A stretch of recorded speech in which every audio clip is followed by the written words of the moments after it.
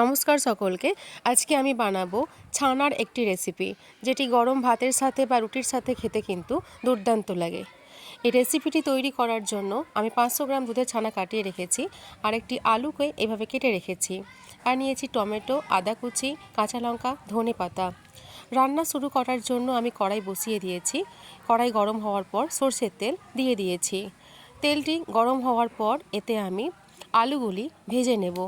এর জন্য আলুগুলি আমি অল্প অল্প করে কড়াইয়ে দিয়ে দিচ্ছি। আলুগুলি কড়াইয়ে দিয়ে দেওয়ার পর খুন্তি দিয়ে এভাবে নাড়াচাড়া করতে করতে আলুগুলি ফ্রাই করে নেব।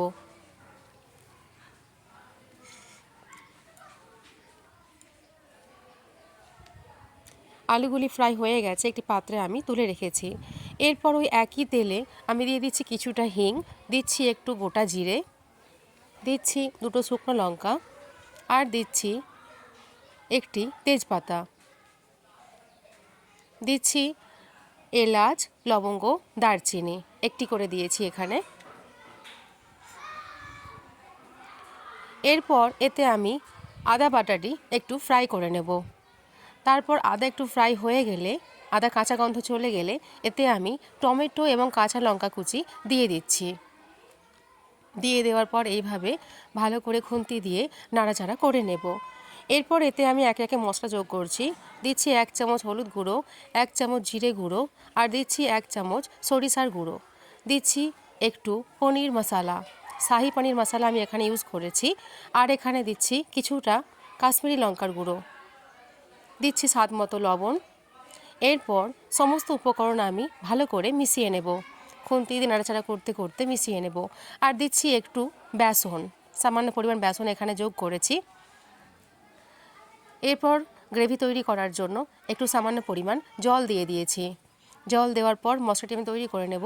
দেখুন মশলা আমার তৈরি হয়ে গেছে। যখন মশলাটি এরকম গ্রেভি ভাব চলে আসবে, তখন এর মধ্যে আমি ছানা এবং আলু যোগ করব।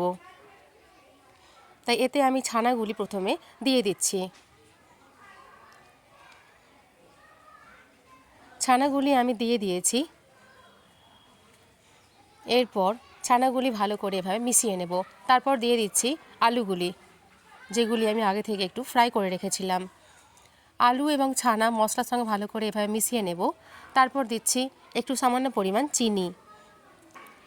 চিনি কিন্তু অবশ্যই আপনারা ব্যবহার করবেন, তাতে কিন্তু টেস্টটা খুব সুন্দর আসে। এরপর আমি দিচ্ছি পরিমাণ মতো জল। জল দেওয়ার পর এটিকে আমি ঢেকে রাখবো কিছুক্ষণ, যাতে ভালো করে সেদ্ধ হয়ে যায় আলুগুলি। 5 মিনিট পর ঢাকাটি আমি খুলে দিয়েছি। এরপর আলুগুলো খুব ভালো করে সেদ্ধ হয়ে গেছে। এমতো অবস্থায় আমি দিচ্ছি 1/2 চামচ বাটার। বাটার দেওয়ার পর ভালো করে মিশিয়ে নিচ্ছি। এরপর আমি দিচ্ছি ধনে পাতা কুচি। দেখুন আমাদের রেসিপি তৈরি হয়ে গেছে।